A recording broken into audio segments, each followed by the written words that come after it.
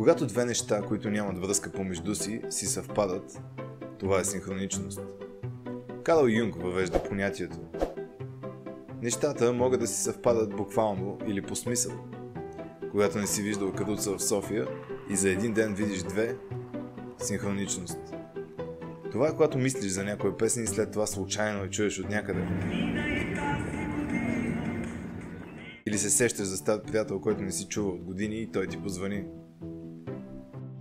Има теория на вероятностите, която отрича това. Според която, когато имаш достатъчно брой различни малки събития през деня, като да гледаш телевизия, да отидеш до магазина, да говориш с някой и така нататък, вероятността при 100 такива събития е да има 4950 съвпадения, а ние забелязваме едва няколко. Но ти знаеш кога е синхроничност. Тя те изненадва с непредвидимостта си.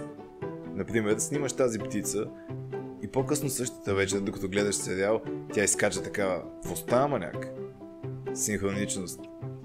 Можеш да го приемеш за знак и да започнеш да виждаш подобни птици навсякъде. Така ще започнеш да се движиш по следи от бухали, които да потвърждават, че вървиш по прав път. Ако вярваш в това. Естествено, някой винаги ще стои и ще си мисли: да, просто съвпадение. Но нашата вътрешна същност е наясно и може би и те насочва да погледнеш по-отблизо. Две неща, които си приличат, не са непременно синхроничност. Тя не е съзнателно търсене на определено нещо. Тя е завуалирана уж случайност. Синхроничността е връзката между нашия мисловен живот, фокусът ни, т.е. към какво насочваме енергия, и външния свят.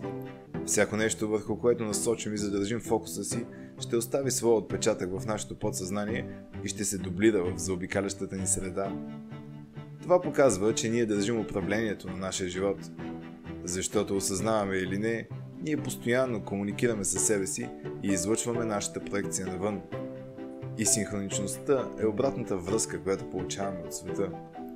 Ето какво е в подсъзнанието ти.